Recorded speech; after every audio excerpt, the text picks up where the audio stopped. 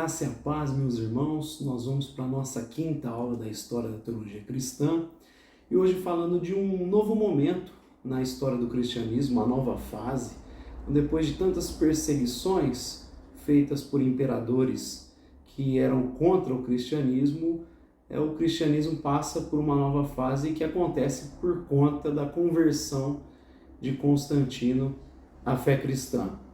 E aí Constantino, depois do Edito de Milão, ele promove a tolerância ao cristianismo.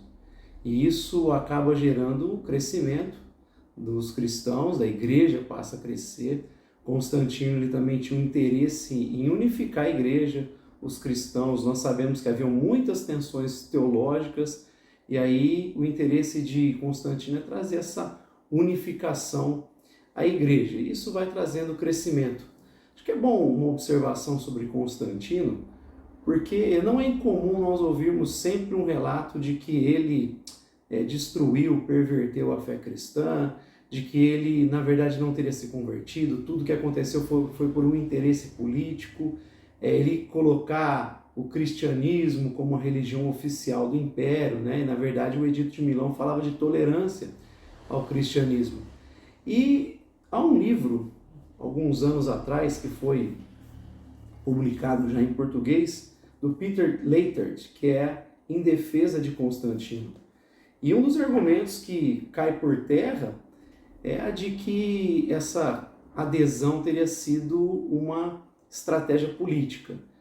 Peter Leitert vai dizer que aproximadamente o número de cristãos em Roma era cerca de 8%, no máximo 12%, ou seja, do ponto de vista estratégico, político, não faria sentido ele usar o cristianismo. Então, ele sugere uma conversão de Constantino e a necessidade, nós vamos ver, de organização mesmo, como haviam esses conflitos e o interesse de unificar. É daí que vão surgir, por exemplo, os concílios. Uma das formas de propor a unidade, devido às grandes tensões, acontece através dos concílios. E uma dessas tensões, ela ocorreu por conta de dois personagens. Um deles chamado Ário, e o outro um bispo chamado Alexandre, lá da cidade de Alexandria. Ário, ele tinha um temor em relação à influência do modalismo. Nós vimos aqui que o modalismo é aquela ideia de que Deus é apenas um que se manifesta de maneiras diferentes. Então, ele apareceu no Antigo Testamento, depois no Novo em Jesus, depois através do Espírito, mas é a mesma pessoa, né?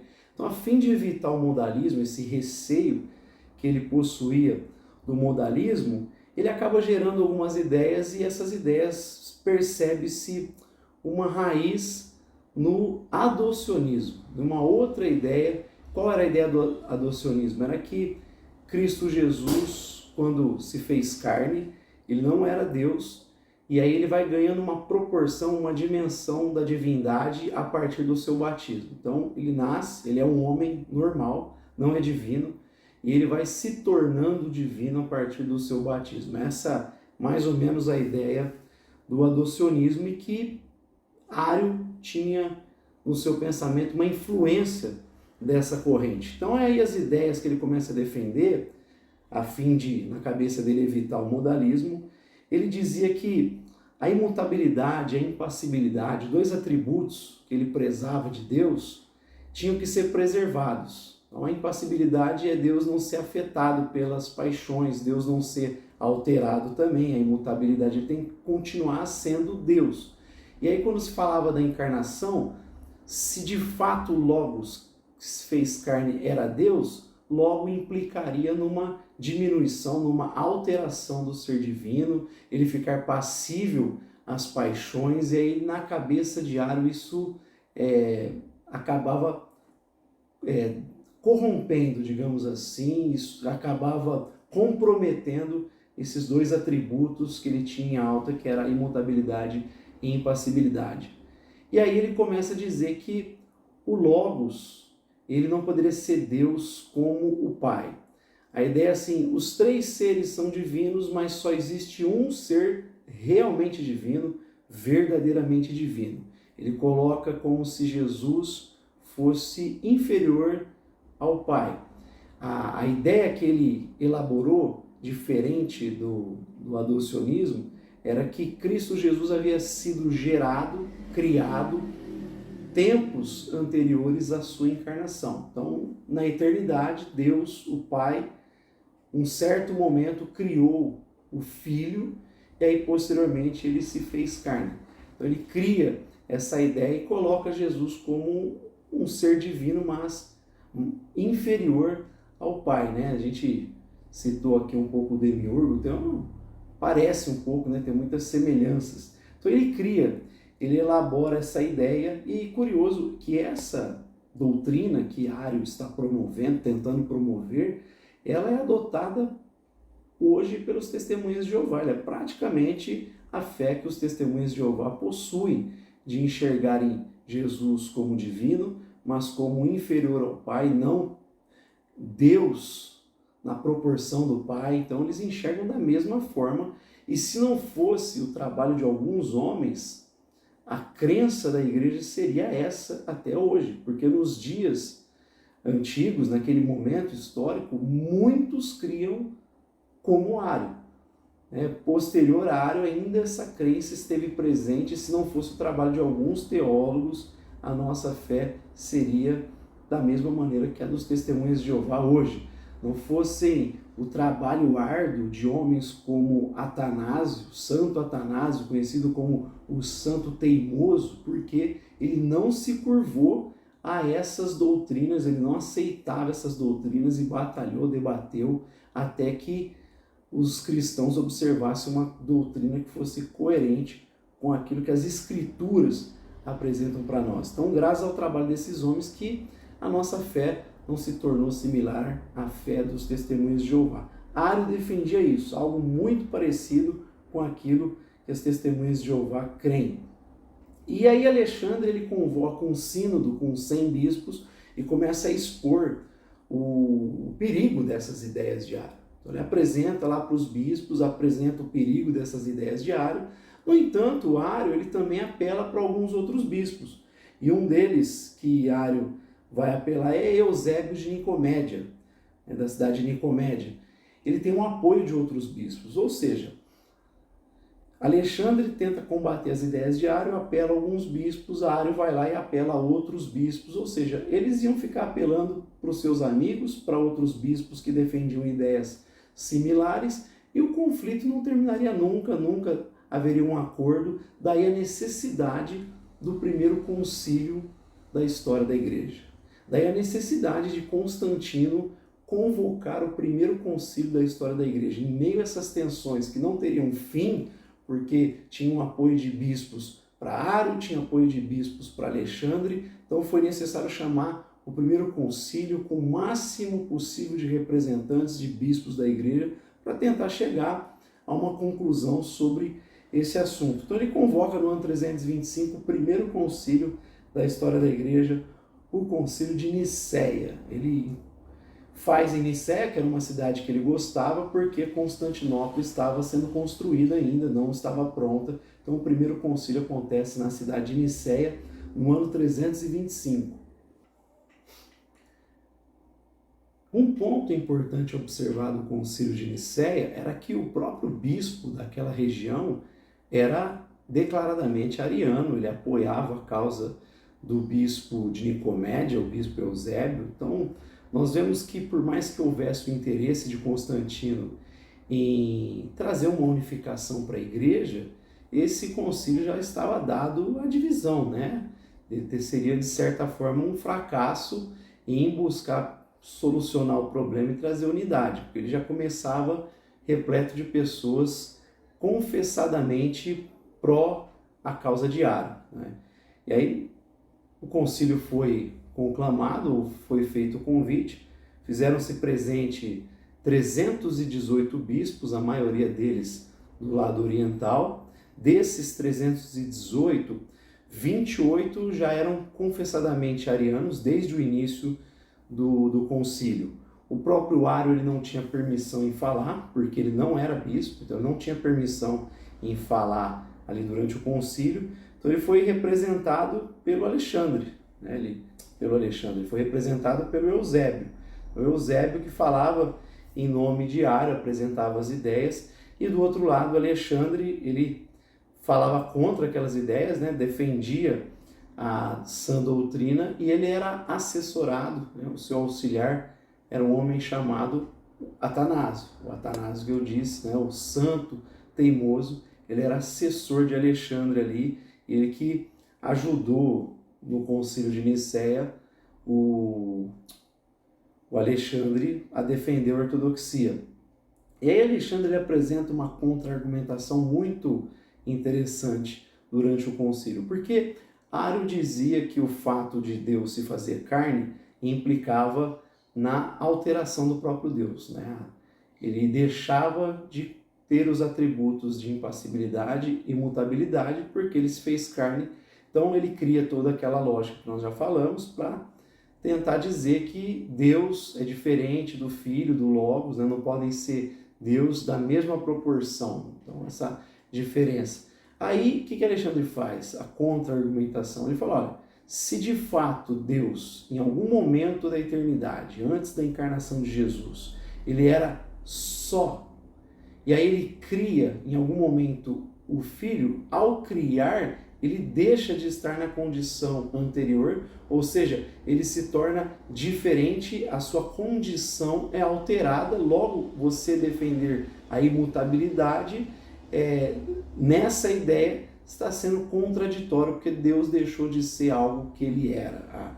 O que Alexandre vai dizer e, de maneira muito contundente, faz cair toda a sustentação da ideia de Ario, né? Tudo que ele dizia defender, a ideia dele colocava por terra, ele caía no mesmo erro que ele dizia estar combatendo. Durante o concílio, uma das expressões importantes ali, necessárias, foi a expressão homousios, né? O que é homousios? A ideia de um e substância, ou seja, Deus é um e as três pessoas são da mesma substância.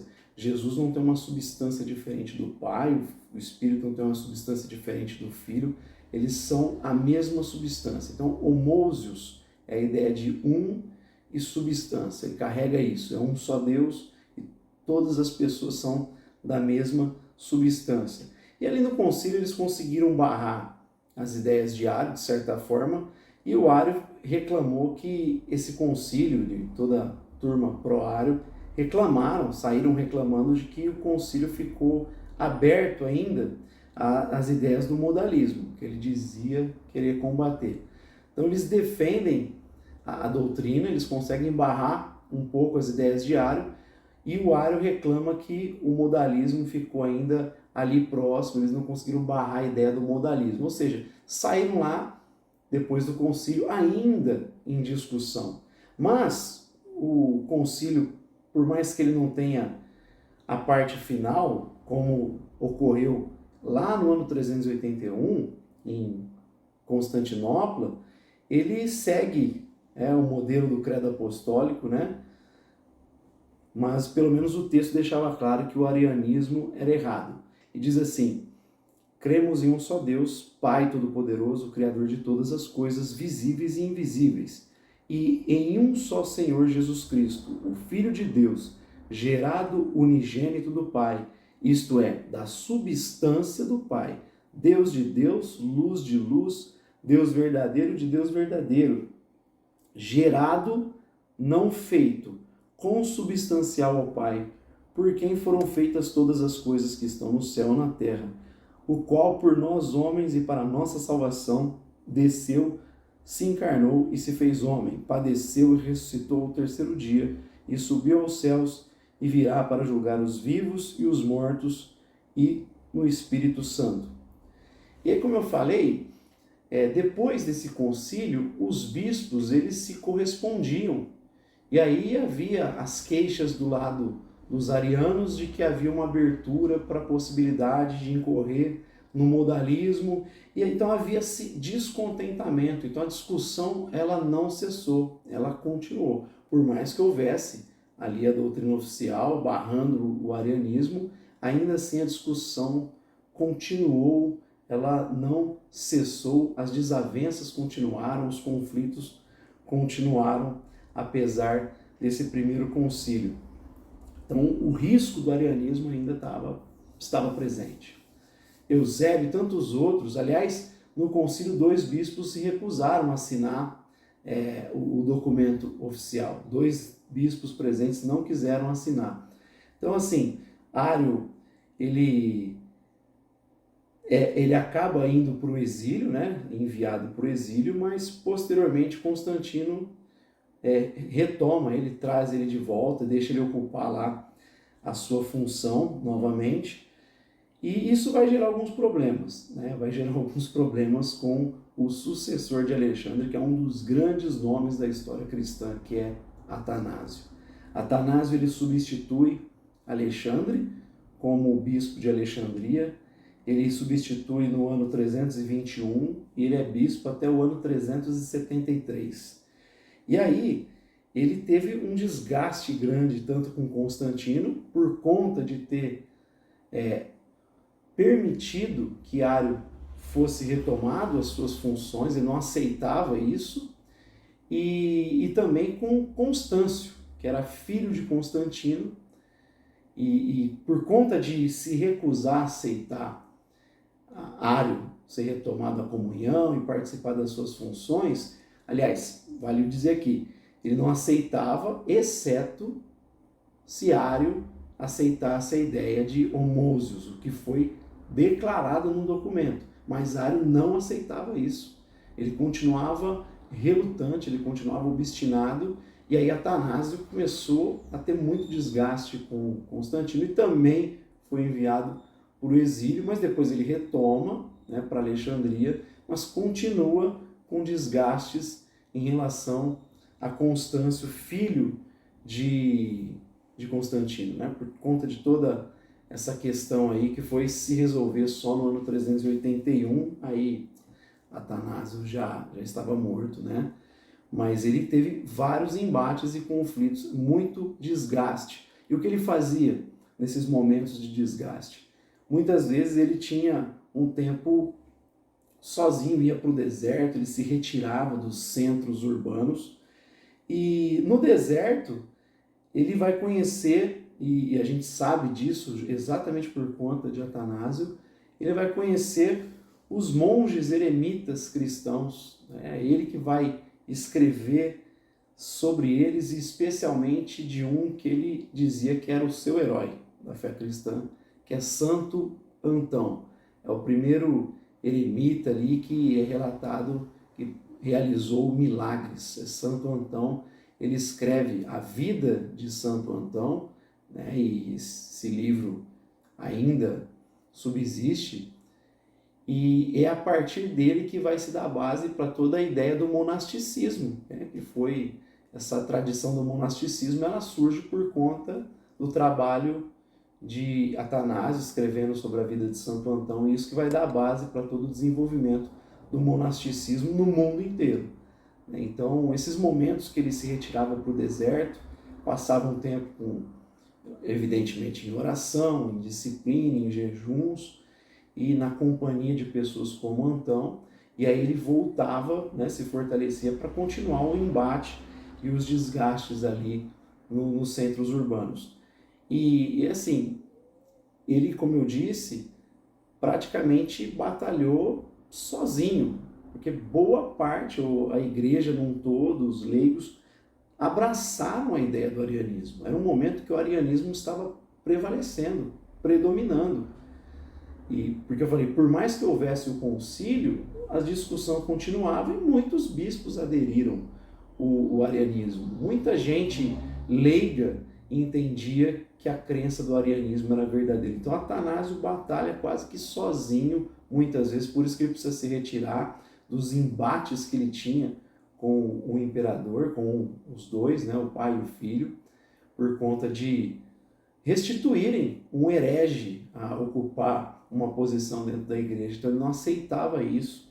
E tem um crítico moderno que dizia que a expressão homousios, né, um em substância, e homoiósios, elas são tão parecidas, né, por conta de uma letra, de algumas coisas, que Atanásio deveria ser um pouco mais flexível, não tão teimoso, e aí geraria uma paz maior na igreja naquele período. Aí, em resposta a isso, alguém escreve contando uma história ilustrativa de uma mulher na era vitoriana que viaja pela Europa, e aí ela se depara com um colar de joias, e aí manda um recado para o seu marido em outro país, pedindo permissão se ela poderia comprar a joia. E aí a resposta do marido é: não, exclamação, é muito caro. E o telégrafo acaba omitindo o ponto de exclamação, e aí isso traz a ruína do casamento e a ruína financeira da família, porque quando vem sem o ponto de exclamação, ela lê: não é muito caro, ou seja, então eu posso comprar. Mas o marido havia dito: não compre porque é muito caro. Aí você vê a diferença que um ponto de exclamação faz na comunicação. E aí a resposta é por conta desse crítico querendo relativizar todo o labor, o trabalho de Atanásio. Ou seja, faz diferença porque a defesa da homousios, do termo um e substância, ela implica na própria soteriologia, no fato de Jesus Cristo ser totalmente humano e totalmente divino. Se Cristo não for totalmente divino, a nossa salvação é comprometida. Por quê? Porque a massa humana pecou contra Deus, logo é o homem que está em dívida com Deus, e essa dívida é eterna, ou seja, precisamos de um ser totalmente humano para ele representar a humanidade caída, mas ao mesmo tempo totalmente divino para poder quitar essa dívida que é eterna. Afinal de contas, foi afronta a um Deus eterno. Então precisa ser um ser eterno, precisa ser Deus. E para ressuscitar dos mortos, precisa ser Deus. Então Jesus é totalmente humano e divino. Então não há uma chatice, né, um capricho de Atanásio. Pelo contrário, é uma doutrina fundamental que envolve toda a soteriologia, por isso ele é tão contundente na sua crítica, na sua defesa da fé cristã. Quem vai dar continuidade à luta pela doutrina da Trindade, que Atanásio tanto se empenhou, são os chamados pais capadócios. São eles Basílio de Cesareia, Gregório Nazianzeno e Gregório de Nissa. Basílio de Cesareia ele era irmão mais velho de Gregório de Nissa. Os dois eram de uma família muito abastada, rica, e eles foram influenciados pela espiritualidade da sua irmã Macrina. Ela tinha voto de vida monástica e ela acaba até influenciando, pesando na decisão dos irmãos em também fazer esses votos monásticos. Então, assim, eles tinham uma admiração muito grande por Macrina e ela influencia na espiritualidade de ambos. Antes dele partir para a vida monástica, ele tinha estudado na melhor escola de Atenas, um centro cultural, filosófico, e foi ali que ele estudou, teve acesso ao que tinha de melhor na ocasião, e lá ele conheceu o Gregório Nazianzeno, se tornou seu amigo, tinham a mesma idade, ambos da Capadócia, de famílias ricas da Capadócia, e aí se desenvolveu essa amizade entre os dois. Basílio sempre tentando persuadir, influenciar o seu amigo, nos votos monásticos, havia sempre uma certa pressão no amigo, mas foi ali que se desenvolveu a amizade entre os dois.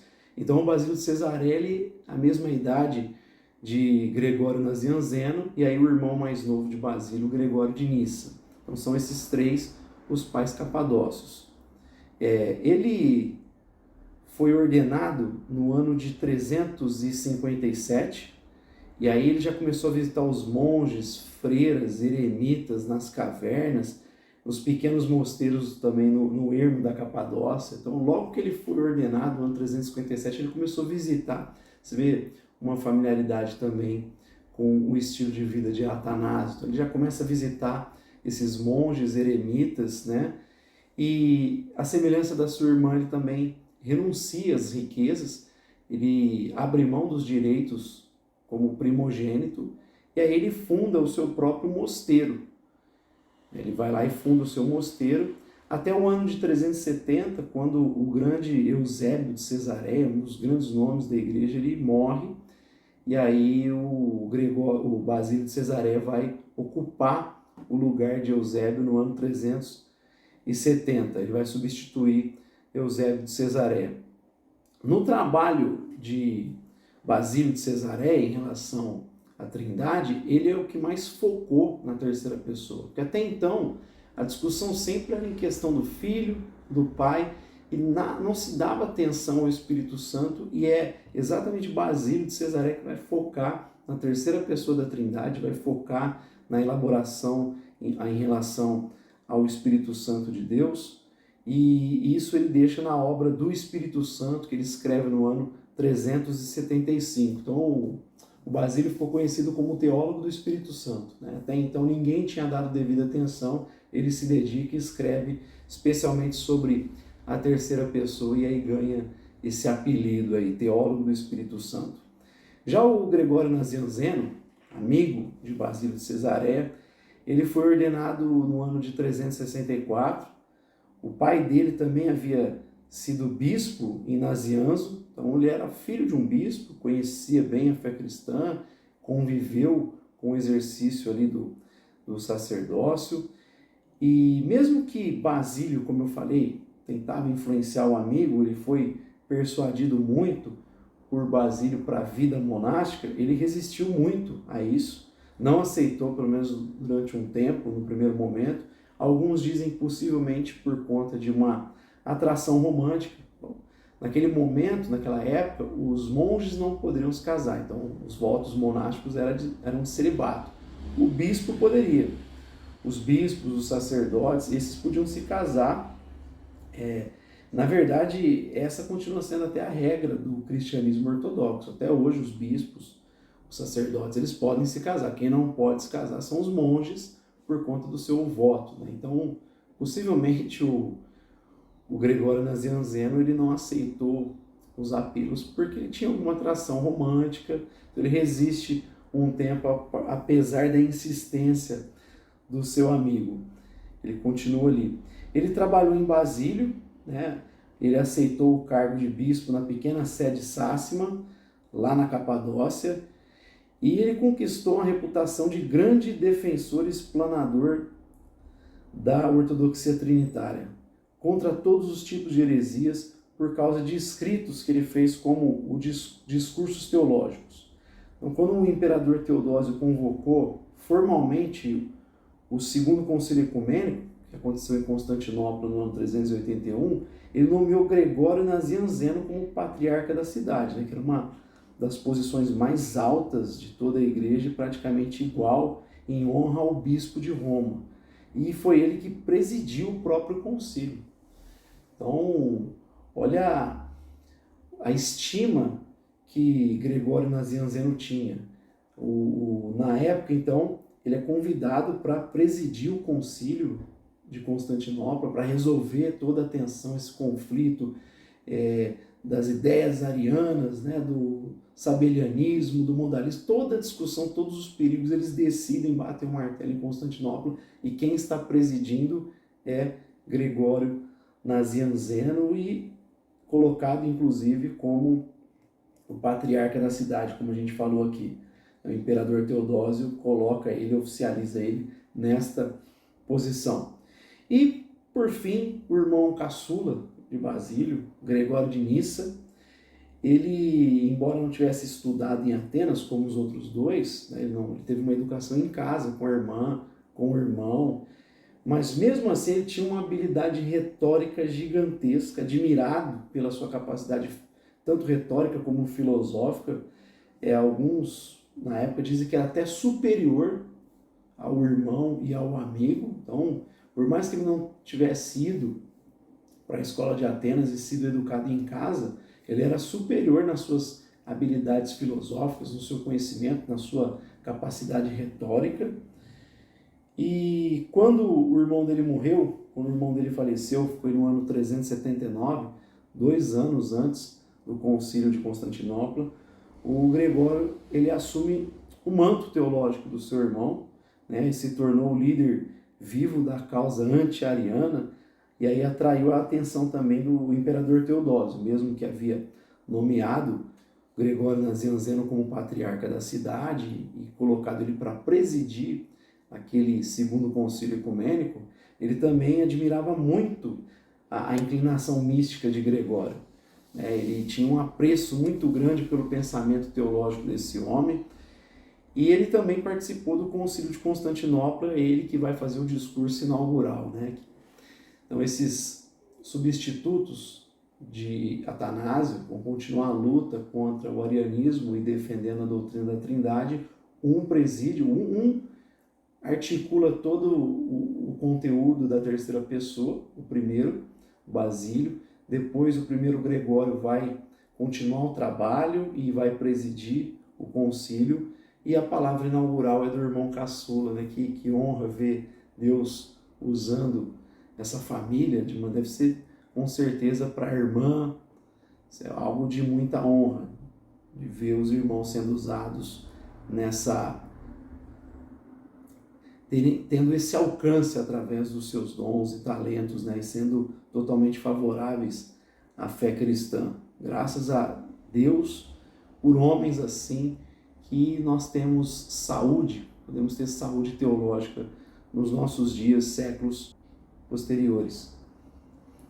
Ele faz o discurso inaugural, influenciou a conclusão final em favor da ortodoxia trinitária, e aí 3 obras dele que se destacaram: da Santa Trindade, primeira, não 3 deuses, e contra Eunômio. Então, nas 3 a preocupação é a mesma dos outros pais, e forneceu uma base sólida e uma explicação inteligível para o mistério da Trindade. Então, o Concílio de Constantinopla, ele coroou todo o esforço de Atanásio, de Basílio Cesareia, de Gregório Nazianzeno, de Gregório de Nissa, ali em Constantinopla, no ano 381, todos os esforços, o labor teológico, os desgastes, especialmente de Atanásio, foram coroados, recompensados. Não havia mais ameaça de subordinacionismo, de sabelianismo, nada disso, de arianismo. Tudo foi resolvido ali em relação à questão trinitária.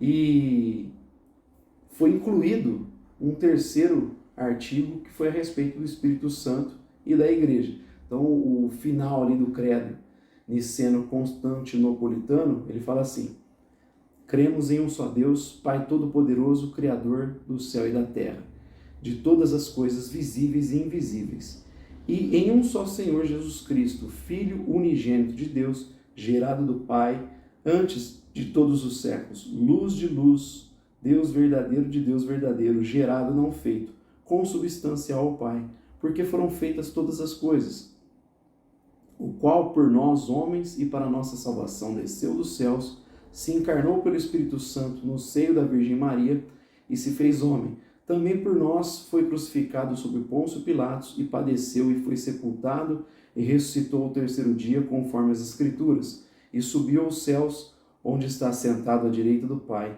Ele virá novamente em glória para julgar os vivos e os mortos, e o seu reino não terá fim. E aí a inclusão do 3º artigo: e no Espírito Santo, Senhor e fonte de vida, que procede do Pai, e com o Pai e o Filho é adorado e glorificado. Ele falou pelos profetas. E na Igreja una, santa, católica e apostólica, confessamos um só batismo para a remissão dos pecados. Esperamos a ressurreição dos mortos e a vida do mundo vindouro. Amém. Então, esse foi a história dos pais capadócios, de Atanásio, e toda a discussão a fim de salvaguardar a questão tão crucial para nós, que é a Trindade. Graças a esses homens que nós temos hoje essa doutrina fundamental. E eu te espero aqui para a nossa próxima aula. Deus abençoe poderosamente.